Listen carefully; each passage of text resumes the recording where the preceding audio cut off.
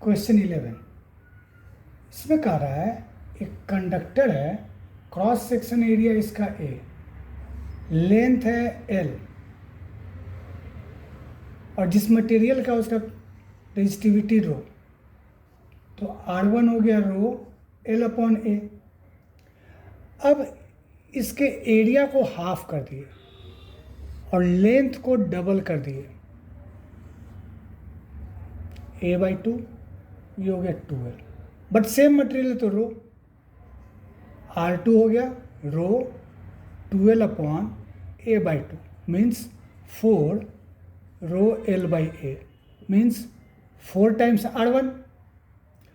अब इसके दोनों एंड को एक बैटरी से जोड़ दिए, पोटेंशियल डिफरेंस है V, ये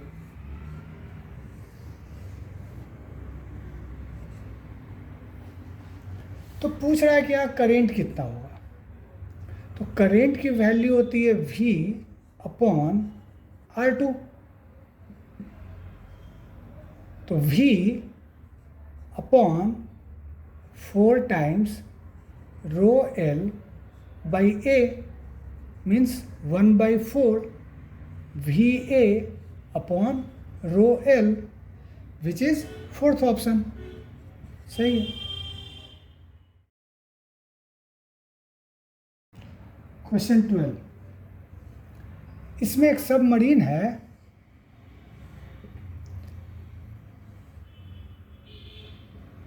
जो किस डेप्थ पे है वो नहीं दिया हुआ है, लेकिन जब उसका डेप्थ डबल होता है तो वहाँ पे प्रेशर निकालना है। तो सपोज कि ये डेप्थ h पे है और जब ये डेप्थ 2h हो जाता है तो यहाँ पे इसका प्रेशर बताना है कि क्या होगा, ऐसा सवाल है। तो टॉप पोजीशन पे एटमॉस्फेरिक प्रेशर P0, इसको A पॉइंट मान ली, इसको B पॉइंट, पानी का डेंसिटी रो मान लो। तो A पॉइंट पे जो प्रेशर होगा P0 प्लस रो GH, और A पॉइंट का प्रेशर दिया हुआ है 3 × 10⁵ तो, और एटमॉस्फेरिक प्रेशर 1 दिया हुआ है। तो यहाँ से देखो रो GH की value P minus P0 means 3 × 10⁵ minus 1 × 10⁵, 2 × 10⁵ रो GH। अब इस डेप्थ को डबल कर देंगे, मतलब 2 से मल्टीप्लाई कर दो, तो इस डबल डेप्थ पे क्या वैल्यू हो गया रो GH का, 4 हो जाएगा, 2 × 2 = 4। तो B पॉइंट पे प्रेशर कितना हो जाएगा, P0 प्लस रो G × 2H। P0 की वैल्यू 1 × 10⁵ और इसकी वैल्यू 4 × 10⁵ मीन्स 5 × 10⁵ हो गई B पॉइंट पे। तो कह रहा है कि A से B, जब सबमरीन A से B गया तो इसके प्रेशर में इंक्रीज हो गया, मतलब प्रॉफिट है, इंक्रीज कर रहा है तो प्रॉफिट है। तो परसेंटेज प्रॉफिट का फॉर्मूला 7-8 में पढ़े थे हम लोग, है ना, final minus initial upon initial. तो यहाँ हो गया फाइनल प्रेशर मतलब B का माइनस इनिशियल प्रेशर A का अपॉन इनिशियल प्रेशर A का, और मल्टीप्लाई 100। तो ये कैलकुलेट करो, B का हो गया 5, A का है 3, 5 माइनस 3 हो गया 2 × 10⁵ अपॉन A, तो ये हो गया 3 × 10⁵ × 100। तो ये वैल्यू कितना हो गया, अब अपने को 200/3%, मतलब फर्स्ट ऑप्शन सही है।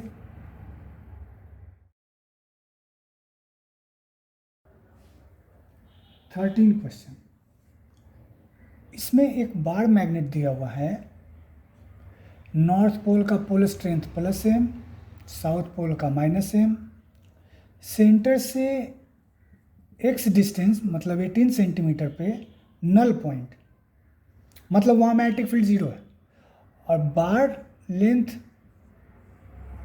बार मैग्नेट का लेंथ 14 सेंटीमीटर है। ये दोनों डिस्टेंस काफ़ी नज़दीक है, इस बात को ध्यान में रखना है, नहीं तो फिर फॉर्मूला में गलत हो जाएगा। पॉजिटिव के लिए magnetic field B naught, negative के लिए भी वही वैल्यू है बी नॉट, मैग्नीट्यूड में सेम है बट डायरेक्शन में अपोजिट होगा।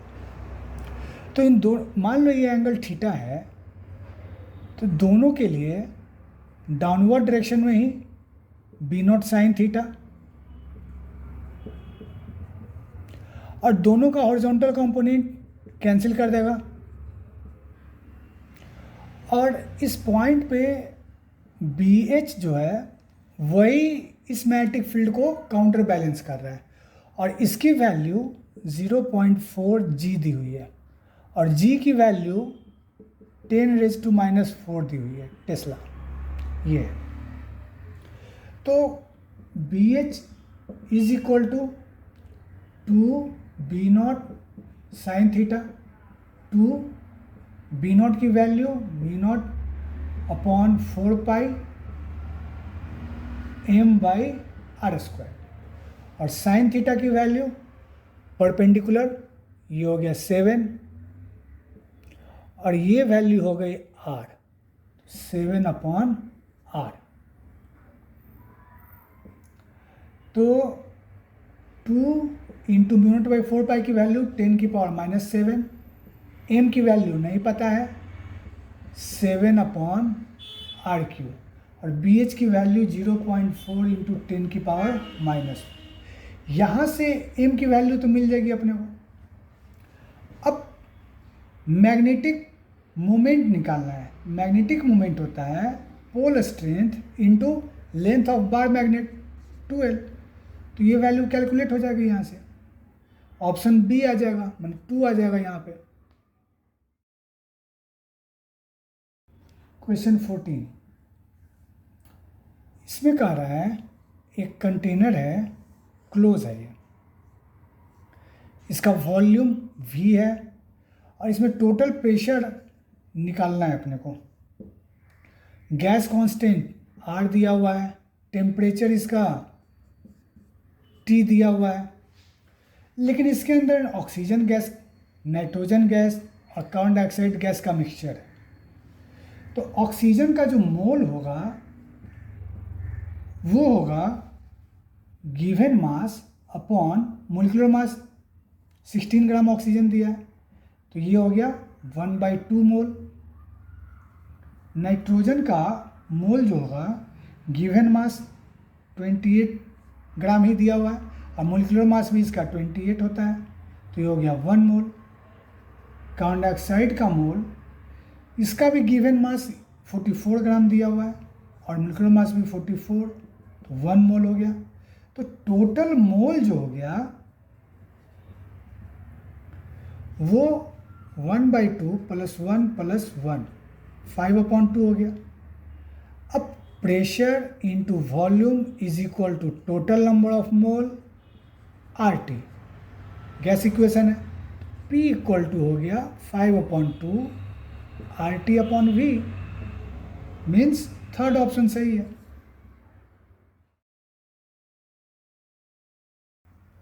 क्वेश्चन 15, इसमें दो रेजिस्टेंस दिया हुआ है R1 R2, एक सर्किट में है, और एक रॉड है मेटल का, वो बीच में स्लाइड कर रहा है left side constant speed V से, और मैग्नेटिक फील्ड यूनिफॉर्म दिया हुआ है cross nature.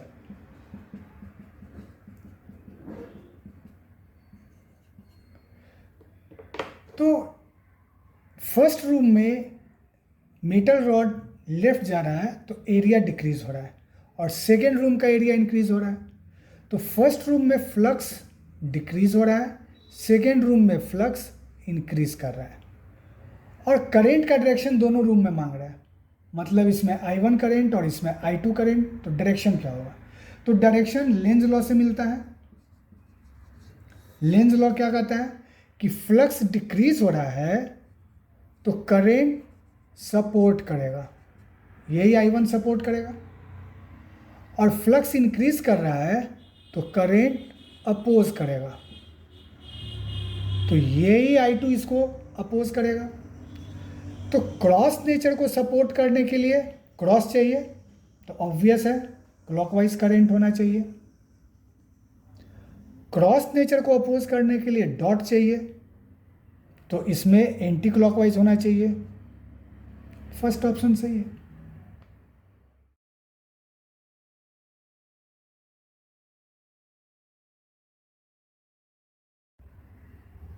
Question 16, Vx graph दिया हुआ है। ये कैसा दिया हुआ है, पहले लीनियर जा रहा है, इंक्रीज हो रहा है एक्स के साथ, उसके बाद कांस्टेंट हो रहा है। तो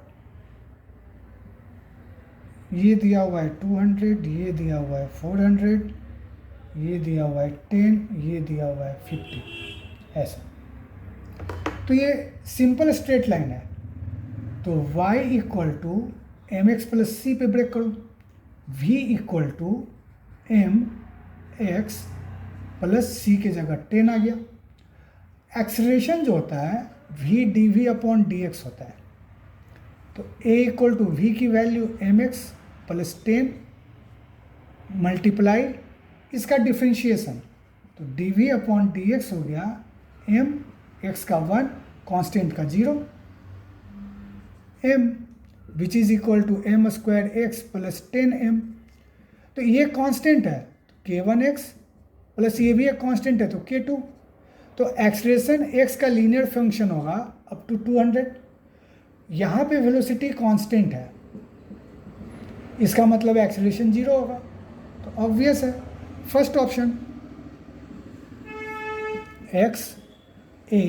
यदि ड्रॉ करना चाहें तो ऐसा आएगा, उसके बाद 0 हो जाएगा, ये हो गया।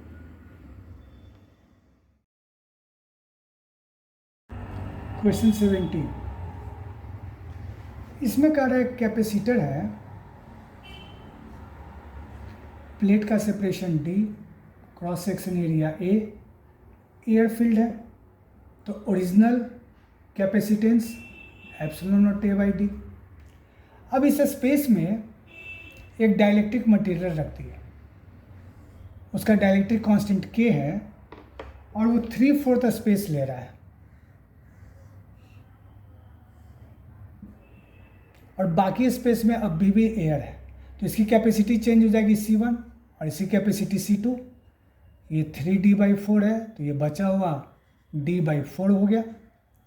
तो C1 की वैल्यू हो गई epsilon naught a upon 3D/4, और डाइलेक्ट्रिक मटेरियल डालने से k टाइम्स कैपेसिटी इंक्रीज करता है, तो इंटू k। C2 अभी भी एयर फील्ड है, तो ये हो गया epsilon naught a upon D/4, तो इसकी वैल्यू हो गई 4k epsilon naught a upon 3d, और इसकी वैल्यू हो गई 4 epsilon naught a upon d। अब ये दोनों कैपेसिटर जो है वो सीरीज कॉम्बिनेशन में है, ऐसा C1 C2। कैसे, ये देखो, ये प्लस इस प्लेट का यहाँ पे पॉजिटिव प्लेट पास है तो निगेटिव, फिर यहाँ पॉजिटिव, ये निगेटिव, प्लस ये है माइनस, ये है प्लस, ये है minus, plus minus plus minus है, इसका मतलब सीरीज कॉम्बिनेशन है। तो 1/c equivalent 1/c1 plus 1/c2, तो C1 की वैल्यू रख दो, तो 1/c1 है तो ये उल्टा हो गया 3d upon 4k epsilon naught a, और ये हो गया d upon 4 epsilon naught a।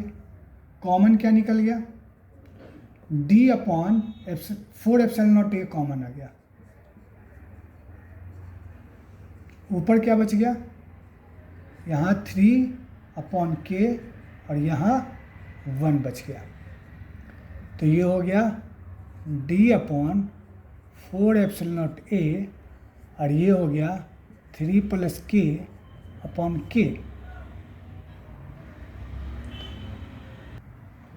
तो अब c की वैल्यू निकालनी है अपने को इक्विवेलेंट, तो इसका reciprocal 4k epsilon not a by D, नीचे से ऊपर चला गया, ये नीचे आ जाएगा, नीचे आ गया 3 प्लस के, इसका मतलब फर्स्ट ऑप्शन,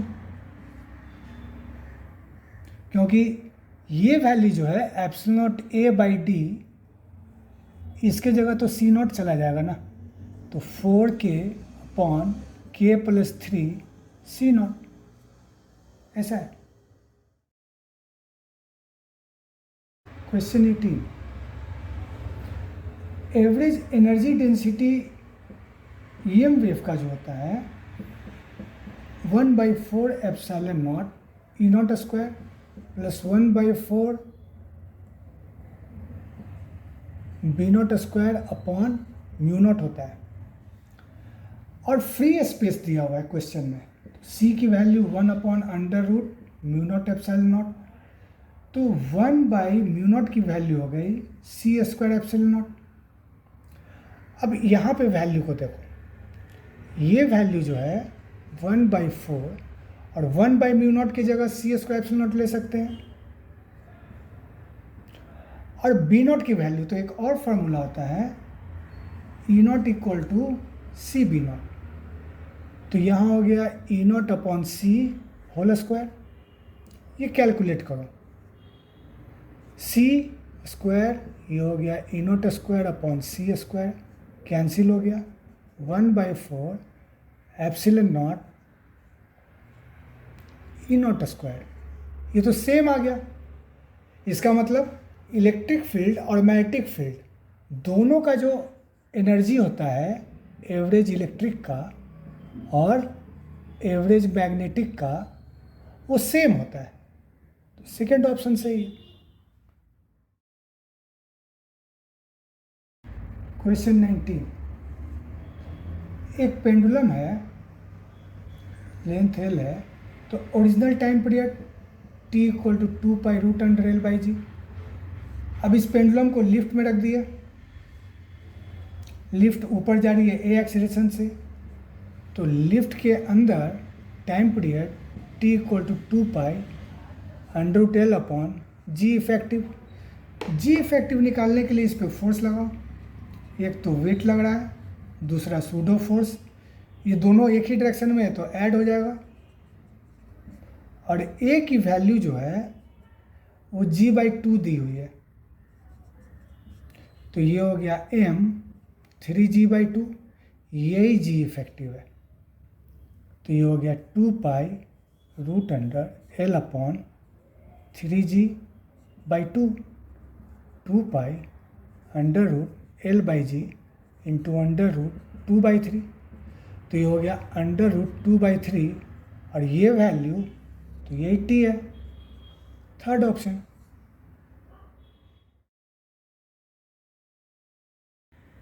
क्वेश्चन 20,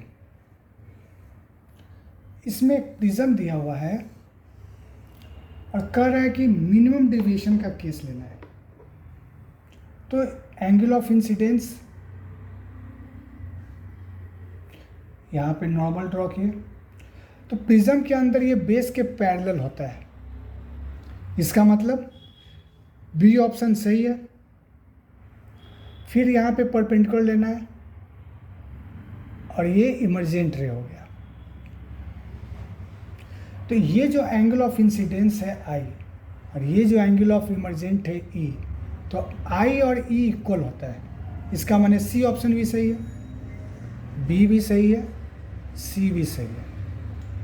अब ए ऑप्शन के लिए क्या है कि यदि यहाँ पे मिरर लगा दो तो ये लाइट अपने ही पाथ को रिट्रेस कर जाएगा, इसका मतलब सिमेट्रिक है प्रिज्म के अबाउट, है ना, तो ए ऑप्शन भी अब सही हो गया, तो इसका मतलब थर्ड सही है, थर्ड इज करेक्ट।